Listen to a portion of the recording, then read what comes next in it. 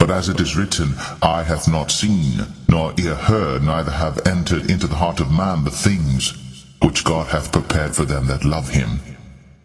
But God hath revealed them unto us by his Spirit. When we think about the kingdom, most brothers think of like the small, minute terms. No, but the vastness of the kingdom, the greatness of the kingdom, dealing with the knowledge, wisdom, understanding, and the information alone that we're going to receive when we get to the kingdom. That's on a whole nother level. All right, Shalom. First and foremost, I would like to give all praise and glory unto Yahweh, Bahashem Yahweh Shai, Bahashem Rakakwadash. Double honors unto the apostles and the elders of GMS, who rule well, teach well, being great examples to his younger brothers. And peace and blessing and salutation to the hopeful elect out there pushing this word in truth and in sincerity across the four winds in the name of Yahweh Bashem Al Shai, pushing to get up out of here. Shalom to the hopeful elect, the believers, the listeners whom have came back to the obedience of the scriptures through faith in Yahweh Bashem Al Shai. All right. And I want to go into 1 Samuel, the 22nd chapter. All right. And Lord will, we're going to entitle it, a few good men of faith, because now we're going to see, you have people, right, in Israel begin to rally behind young David, as they see the back and forth, between him, all right, and King Saul, all right. And you're going to have, men, begin to pledge their allegiance, all right, to young David. Okay, and we're going to see Saul, wax worse, as the scriptures say, about men, that we see in these times, men, evil men shall wax worse and worse. Okay, and this is something we're seeing. We're going to see with King Saul, he's only going to get worse, his antics, okay, his dealings, how he's handling the situation. He's a complete demon, okay, and he's waxing worse. Remember the Lord put spirits on Saul. All right. And we see these guys, that they have all this celebrity, all this hype, all this following. And the Lord has put demon on these men. Okay. And this is why this explains, their, impulsive, unpredictable, all right, bugged out behavior. All right. The lewdness. Okay. Because these guys got spirits on them. Okay. But I want to go here. This is on 1 Samuel chapter 22 and verse 1. It says, so David left Gath and escaped to the cave of Absalom. Soon his brothers and all his other relatives joined him there. Then others began coming, men who were in trouble or in debt or who were just discontented, until David was the captain of about 400 men. So pretty much you seen men, that was in debt, that was in trouble, all right, that was discontented, you see, under the authority of King Saul, and they rallied, into King David, pretty much his relatives, his hometown. Okay, so now, young David has a following, of 400 men, and they're under, the authority, all right, of young David. Okay, and showing you, when you go into the kingdom, and this is similar to how the Lord chooses those for the kingdom, those that society has counted out, those who, have the lowest rank, in society, which today, is the Israelite working man. Okay. And those that, are troubled at the current situation. All right. That's going on. Okay. Matter of fact, let's get this here, because you go to Ezekiel. Okay. The men that's going to be exempt. All right. The believers that's going to be exempt, because there's going to be women. All right, it's going to receive mercy as well. But when you go into Ezekiel 9 and 4, and the Lord, Yahweh Bashem Al Shai, says unto him, go through the midst of the city, through the midst of Jerusalem, and set a mark, all right, which is a dawah, a spiritual mark, upon the foreheads of the men that sigh and that cry for all the abominations that be done in the midst thereof. For all the abominations that be done in the midst thereof, man. Okay, trouble. All right, so there's going to be an exemption, all right, for the men that's troubled, all right, by this current rulership, this current age, this society, man. Okay, and that's crying out, because those men came to young David in what? Distress. Okay, they came to him in distress, man. As we come to the Lord in distress, okay, and there's only going to be a few, all right, that's going to do that. All right, you go here to the book of James. All right, it's the book of James, chapter 2, and verse 5. It says, "Hearken, my beloved brethren, have not the Most High chosen the poor of this world, rich in faith, and heirs of the kingdom, which he hath promised to them that love him." Okay, so the Lord had chosen those poor of this world, but rich in faith. And we're not, impoverished to where we're eating out of the trash can, man. All right, but we don't have, abundance of this world's goods. Okay, we have, our daily necessities, and maybe a few wants. Some have a little more than others, but ultimately, overall, all right, we don't have the abundance and all the access to this world's good. We're limited when it comes to resources. All right, when it comes to finances, we're limited. Okay, so we're poor of this world, but we're rich in faith. All right, and these men, they came under young David. They had to have a level of faith, to be ready to go against, the current empire regime. Okay, and they seen how the Lord was dealing, with young David. That's what they believed in, how the Lord was dealing with young David, man. And they followed.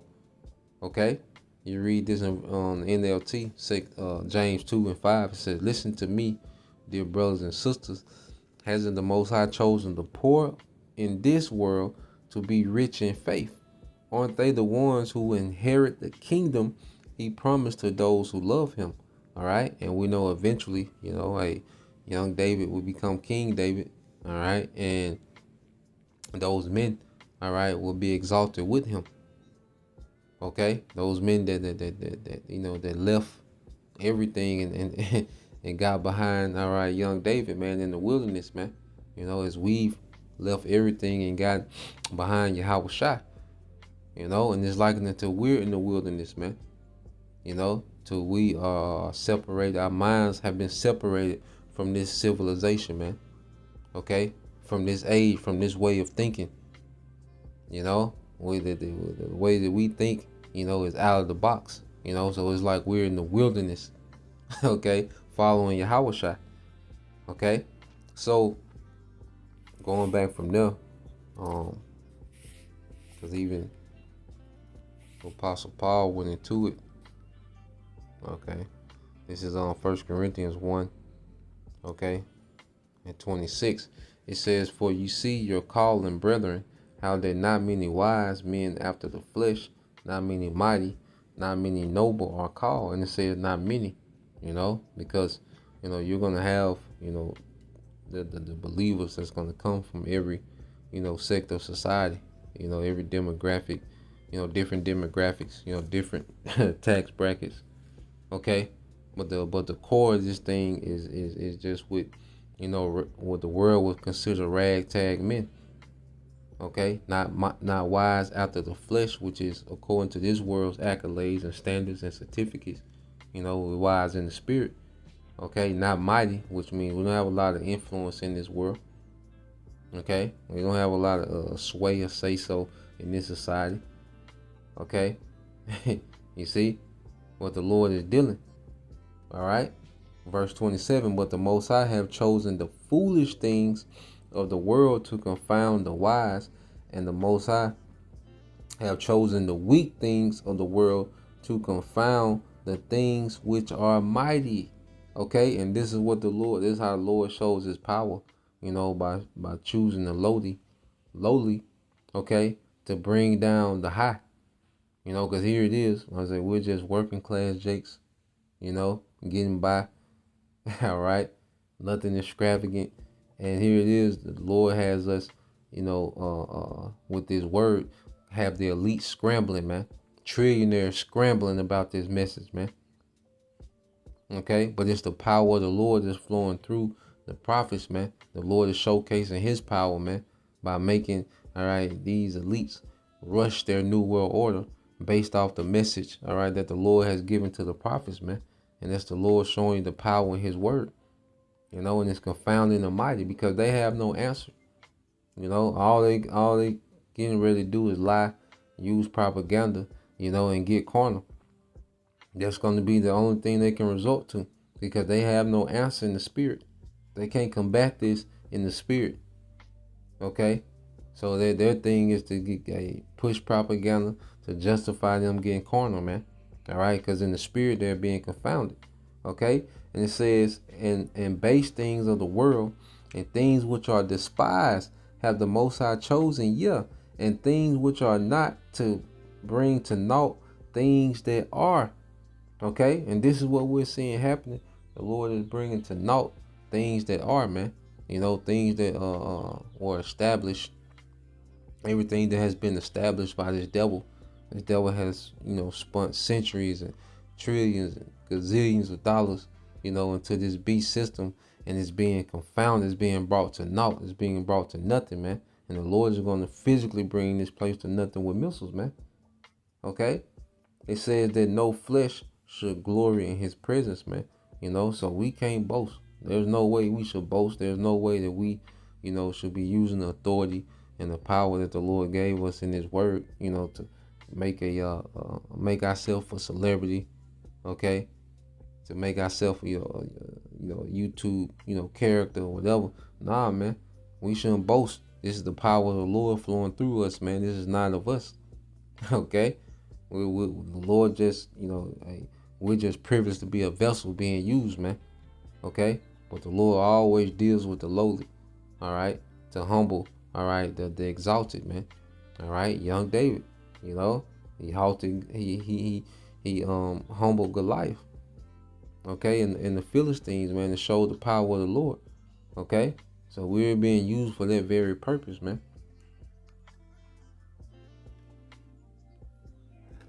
All right, so going back into, okay,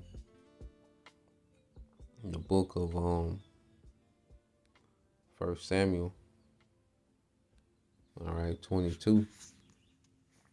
It said later, all right, later David went to Mizpah in Moab, where he asked the king, please allow my father and mother to live here with you until I know what the Most High is going to do for me.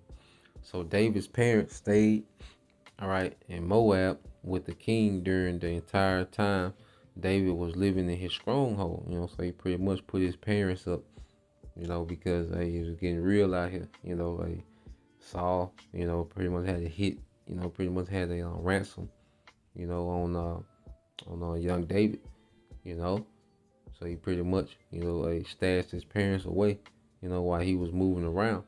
All right, it says one day the prophet Gad told David, leave the stronghold and return to the land of Judah. So David went to the forest, all right, of Herath. The news of his arrival in Judah soon reached Saul. At that time, the king was sitting beneath the tamarisk tree, all right, the tamarisk tree on the hill of Gibeah, holding his spear and surrounded by his soldiers. Listen here, ye men of Benjamin. Saul shouted to his officers when he heard the news.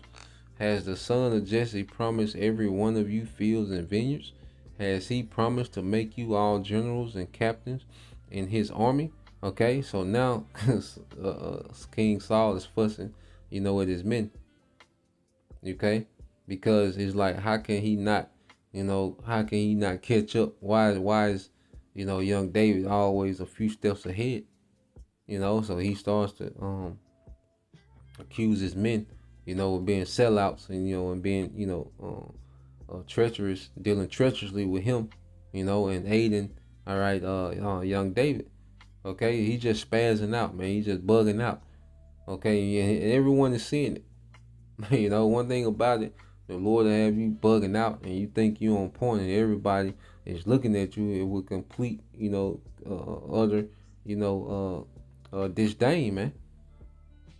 You know, you think you on point, you think you got it, you know, and then the Lord have everyone looking at you like, this nigga is tripping, you know. So this is where King Saul is. It says, is that why you have conspired against me? For not one of you told me my own son made a solemn pact with the son of Jesse.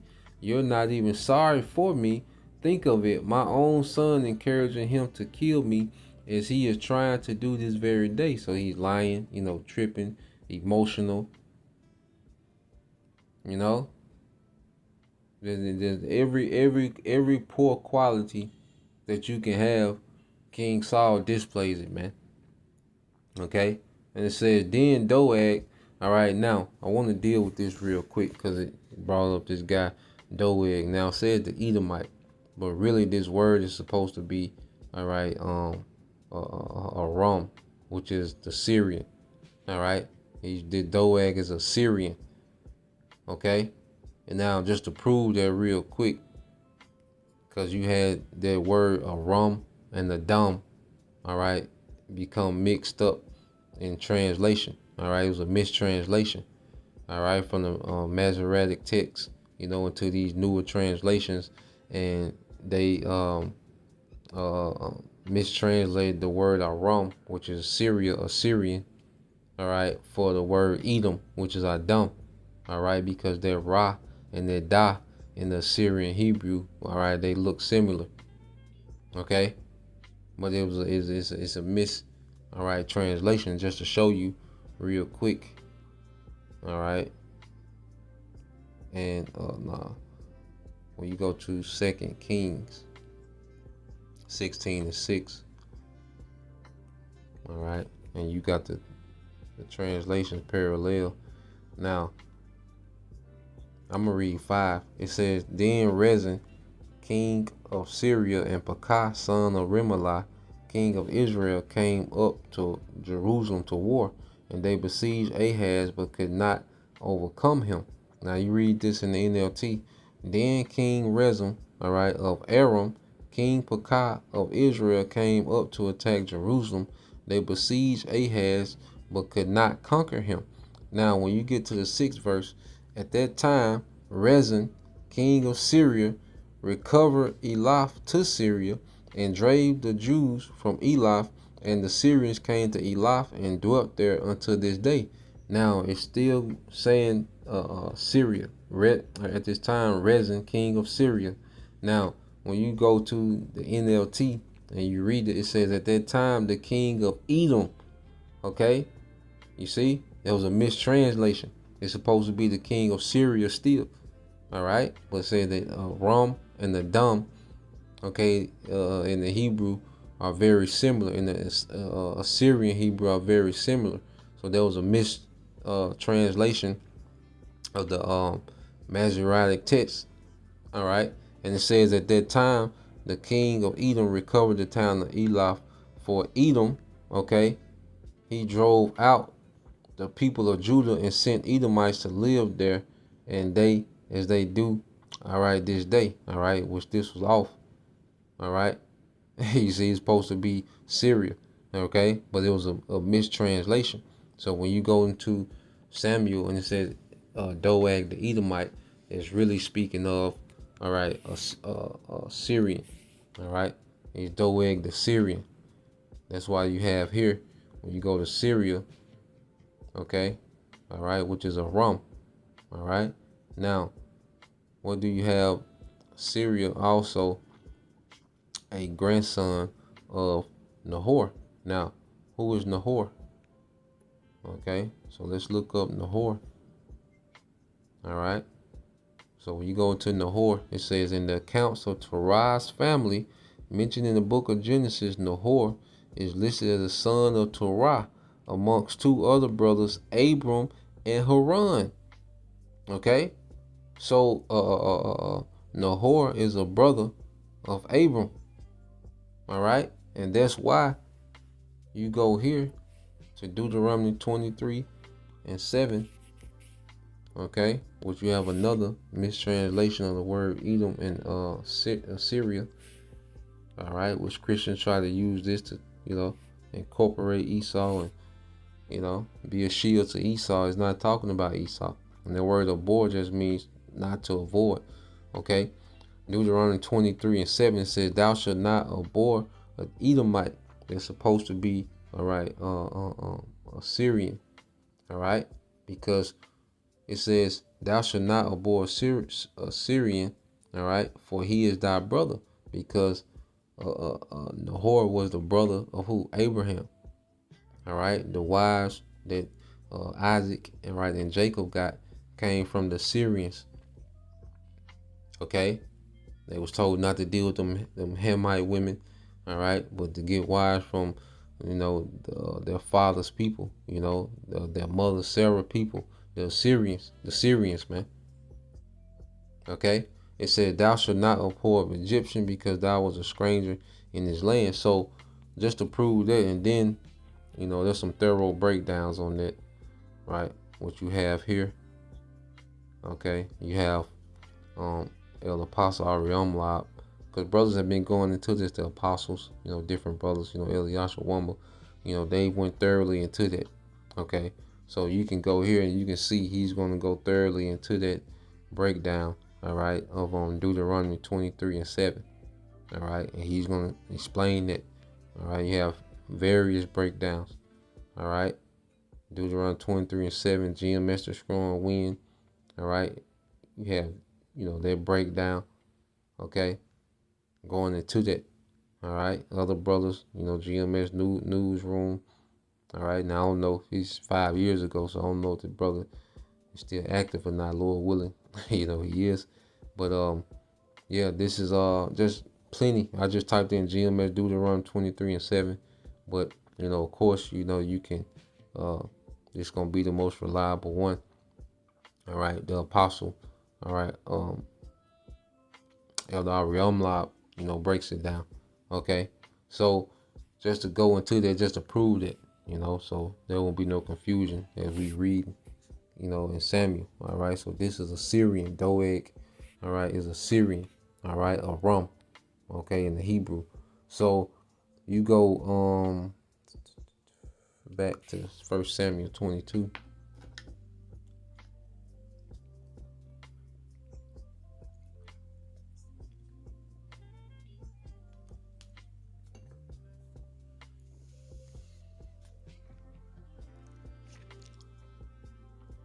First Samuel 22, and so Saul is fussing, with his men, all right, and pretty much chewing them out, and they probably looking at like, this nigga here, man, So then you have this Syrian, all right, which was a servant of King Saul. Said, "Then Doeg the Syrian, who was standing, all right, with Saul's men, spoke up. When I was at Nob, he said, I saw the son of Jesse talking to the priest Ahimelech, son of Ahitub." So he's, telling everything that he knows. He's pretty much like an informant. Okay, he's snitching, as they say. Okay, it says Ahimelech consulted the Lord Yahweh Bashim al-Shah for him. Then he gave him food, all right, and the sword of Goliath, the Philistine. So he's just telling every goddamn thing, man. And you're going to have, we keep bringing it up because we have to relate these accounts to these times. When Esau put the pressure on our people, they going to flip. Okay? A lot of our people are going to flip. A lot of our people around us going to flip, man. When Esau puts this pressure, man. All right? We seen Michal, Saul's daughter, she flipped as soon as the pressure came. Okay? And you're going to have a lot of people just willing to do it. Okay? This nigga here, Doeg the Syrian, he was willing. He was just telling everything, man. And it said this 1 Samuel 22 and 11 said, King Saul immediately sent for Amalek and all his family who served as priests at Nob. When they arrived, Saul shouted at him, "Listen to me, you son of Ahitub. What is this, my king?" Ahimelech asked, Why have you and the son of Jesse conspired against me?" Nigga just tripping, man.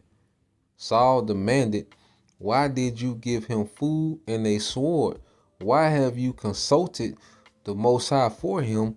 Why have you encouraged him to kill me?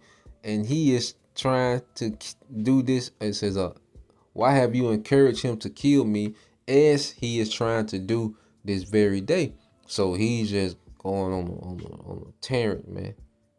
You know, he's just going on a tyrant, man, just going crazy. You gotta imagine this nigga, man. You know, he's screaming, shaking, okay, hands going everywhere, okay, and he's yelling at the priest. All right, it says, but sir, Ahimelech replied, is anyone among your servants as faithful as David, your son-in-law? Why is he the captain of your bodyguard and highly honored member of your household? So Amalek is in the blind. All right, Ahimelech is in the blind, you know, because he doesn't just fully know the what's going on with King Saul and young David. You know, they're priests. They're in the temple all the time. You know, they're serving, they're offering sacrifices, you know, judging and doing particular things. You know, they're occupied. You know, they wasn't in the loop as other people.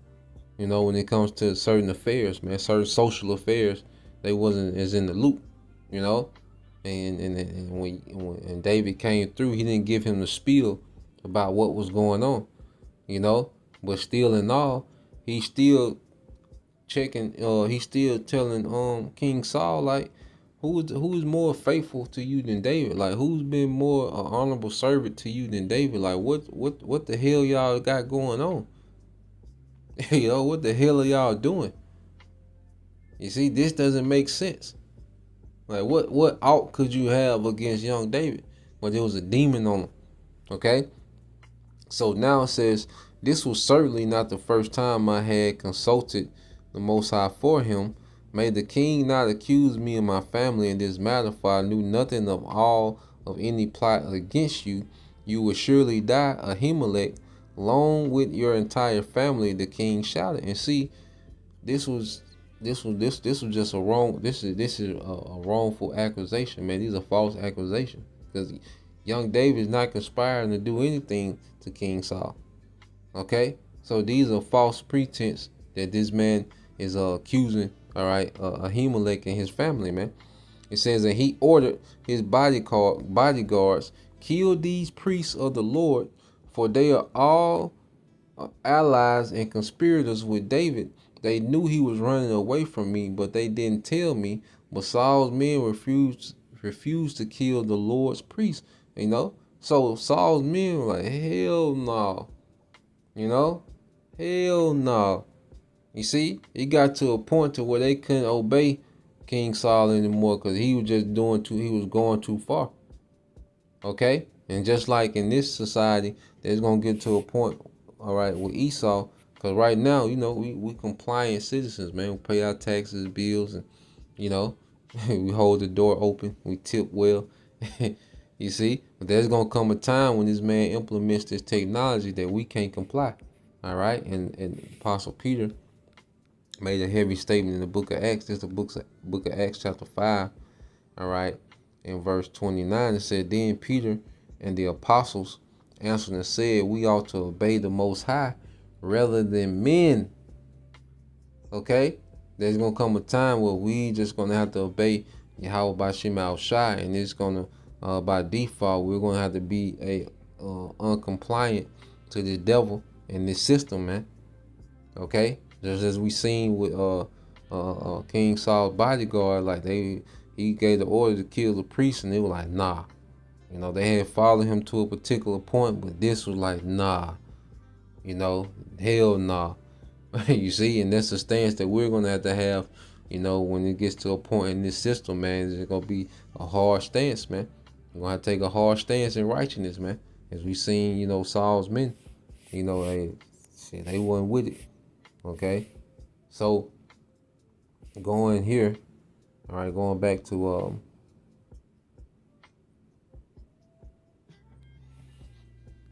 1 Samuel 22. It says, and then he went to Nob, the town of the priests, and killed the priest's family men. So like I jumped. 17, it says, he ordered his bodyguards, kill these priests of the Lord, for they are all allies and conspirators with David. They knew he was running away from me, but they didn't tell me. But Saul's men refused to kill the Lord's priests.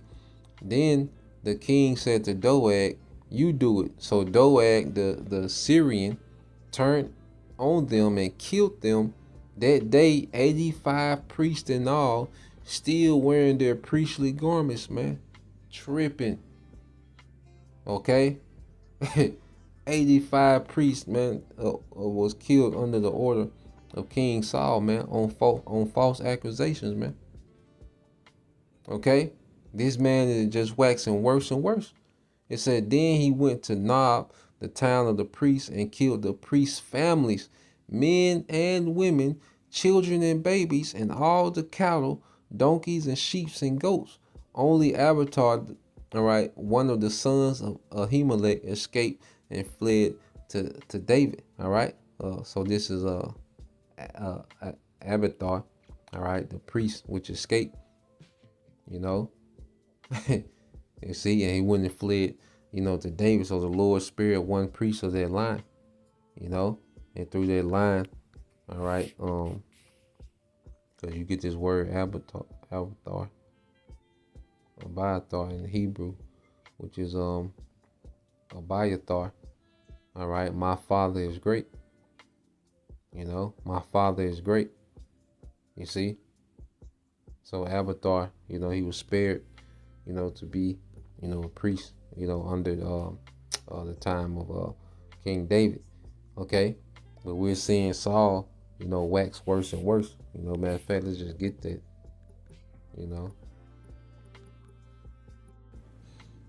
So you go here to 2 Timothy chapter 3. All right. In verse 13 it said, but evil men and seducers shall wax worse and worse, deceiving and being deceived. Okay. And this is what we're seeing real time now. As we see Saul, King Saul, he's just spiraling, out of control. He's just a madman all over the place. And this is what we're seeing now, with these guys, is they're getting more lewd. All right. The doctrine is getting worse. Okay. The behavior is getting worse. The congregation is getting worse. They follow these guys. Okay. And, they're doing things that, that you don't even want to speak. They're doing things unspeakable, that you don't even want to repeat. Okay. That make you cringe, to hear about it, man. And this is what we're seeing because there's spirits on these men. All right. These guys have spirits on them, man. Okay. You're following these men. You're following the actual demon. Okay. And it's going to get worse, man. The Lord going to keep exposing. And ultimately, the Lord is going to start judging. Because it came to a point where King Saul had to be judged. He just did too goddamn much, man. Okay. So this is what we're seeing real time. But we read verse 14. But continue thou in the things which thou hast heard and hast been assured of, knowing of whom thou hast learned them. Okay. So we should continue in the things which we have learned, from our apostles and elders, man. And that's why the apostles push, the simplicity, okay, in Yahweh Shai. The water, to Yahweh Bashem Al Shai for raising us up leaders, that's not about gimmicks. It's not about, the side missions and being popular and clout, because we will be caught up in those things. Okay. But nah, man, the Lord raised up, serious-minded, men of simplicity, and seriousness towards the doctrine, man. Okay, and that's what we continue in. All right, and it's keeping us on the straight and narrow, man. The Lord is exalting us in the spirit, and the Lord is dealing. You see, just as the Lord was dealing with young David. Okay, so as we see, all right, Jake, waxing worse and worse. All right, we gonna stick to the script.